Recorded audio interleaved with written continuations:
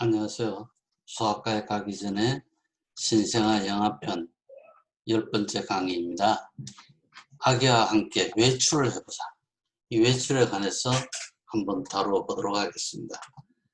먹이고 재우는 일이 어느 정도 자리를 잡으면 당연히 아기를 데리고 밖에 나가고 싶어 하죠. 이때 초보 부모는 다시 한번 스트레스를 받습니다. 자외선 차단제를 발라야 할까? 모기에게 물리면 어떻게 해야 할까? 걱정할 것 없습니다. 다음에 몇 가지 원칙에 따르면 주변 환경에서 생기는 문제에 손쉽게 대처할 수 있습니다. 모기에 대해 알아보겠습니다. 모기가 바이러스에 감염된 성인의 피를 빨아들여서 아기를 물게 되면 바이러스가 아기한테 넘어갈 수 있습니다. 모기는 성가시뿐만 아니라 실제로 많은 병을 옮기는 매개체입니다. 따라서 모기 퇴치제를 이용하여 아이가 물리지 않도록 해주는 것이 중요하겠습니다. 모기 퇴치제를 사용할 때 일반적인 원칙은 다음과 같습니다. 2개월 미만의 영아에게 모기 퇴치제를 사용하지는 않습니다. 베거나 상처 난 곳에는 바르지 않습니다. 아기의 눈, 손, 입 주변에는 바르지 않습니다. 얼굴에 바를 때는 퇴치제를 어른의 손에 먼저 바른 후에 그 손으로 아기 얼굴에 발라주는 것이 좋습니다. 옷 속에는 바르지 않습니다. 아기의 팔다리를 보호하기 위해 밝은 색깔 옷을 입히는 것이 좋습니다. 너무 많이 바르지 않으면 노출된 피부와 옷을 보호할 정도만 바르면 충분합니다. DEET를 함유한 퇴치제는 유아에서 사용해도 안전합니다. 10 내지 30% 농도이죠. 10% DEET는 보호 효과가 최대 2시간, 30% DEET는 최대 6시간까지 지속이 됩니다. 피카르딘은 효과적인 합성 물질로 역시 최대 2시간 동안 보호 효과를 제공합니다. 레몬 유칼립투스 오일은 효과적인 식물성 해충 퇴치제로 보호 효과가 최대 90분 동안 지속이 됩니다. 하지만 피부 발진을 일으킬 수 있으므로 30 미만 어린이에게는 사용하지 않습니다. 필요하다면 아기 잠자리 유모차 카시트 위에 모기장을 치는 것이 아주 효과적입니다. 집에 돌아오게 되면 퇴치제를 바른 부위를 비누와 물로 깨끗이 씻어내는 것이 좋겠습니다. 모기는 번식을 위해 고유의 눈물이 필요합니다. 따라서 모기를 피하려면 집 주변에 물이 고여있지 않도록 하는 것이 중요합니다. 다음과 같은 곳은 적어도 일주일에 한 번씩 점검하여 물이 고여있지 않도록 해야 합니다. 정원용 새 물통, 화분 받침대, 홈통 주변, 꽃병, 애완동물용 물통 등을 잘 관리하시기 바랍니다. 자외선 차단제, 선크림이라 하죠. 물리적 자외선 차단제가 있고 화학적 자외선 차단제가 있습니다. 물리적 자외선 차단제는 빛을 반사하고 화학적 자외선 차단제는 빛을 흡수하게 됩니다.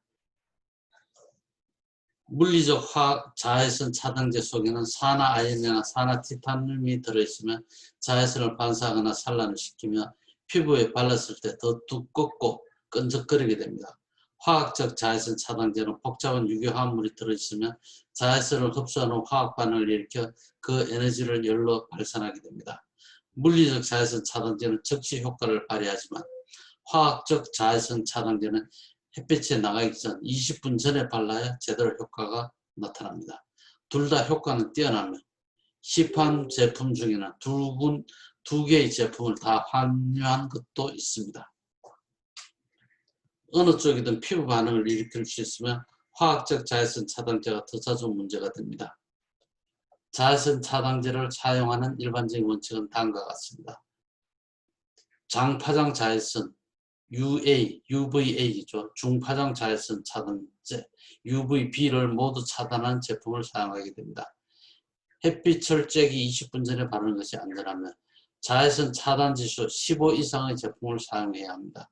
충분한 양을 바르고 2시간마다 자주 바르게 됩니다. 6개월 미만의 아기에게는 안전기준이 확립되어 있지 않습니다. 따라서 6개월 미만의 아기는 챙이 넓은 모자와 헐렁한 옷을 착용하여 햇빛을 직접 쬐지 않도록 하는 것이 좋겠습니다. 필요하다면 얼굴, 손, 발 등 노출 부위에 소량의 자외선 차단제를 바르는 것은 도움이 되며 안전할 것으로 생각합니다.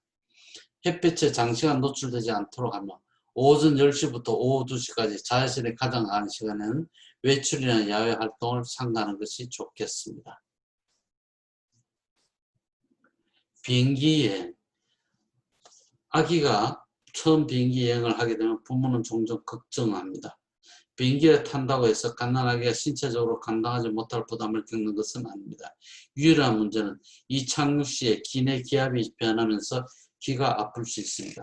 이때는 모유나 분유를 빨리거나 고무줄 꼭지를 빨려 유스타키오 간의 통기를 도와줌으로써 중인의 압력을 주변 기압과 일치시킬 수 있습니다.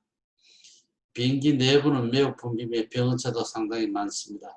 따라서 아기가 걱정이 되겠지만 하지만 다른 사람의 아기를 함부로 만지지만 않으면 병원차에 노출된 위험은 그리 크지는 않습니다. 이상적으로 비행기 여행은 2개월이 지나 필수 예방접종을 한 차례 맞은 후에 하는 것이 좋겠습니다. 생후 4에서 6주 전에는 아기가 감염증에 걸리기 쉽다는 사실을 기억하셔야 좋겠고 사정이 있다면 그래도 비행기를 탈 수는 있습니다. 자, 이것만 기억합시다. 모기 퇴치제를 사용하고 주변에 물이 고는 것이 없도록 주의함으로써 아기가 모기 매개성 질환에 걸리지 않도록 보호할 수 있습니다. 자외선 차단제는 UVA와 UVB를 모두 차단하면 SPP 자외선 차단 지수가 15에서 30 이상인 것으로 골라서 2시간에 한 번씩 발라주는 게 좋겠습니다. 신생아도 안전하게 비행기 여행을 할 수 있지만 사람들이 아기를 만지지 못하도록 하는 것이 좋겠습니다.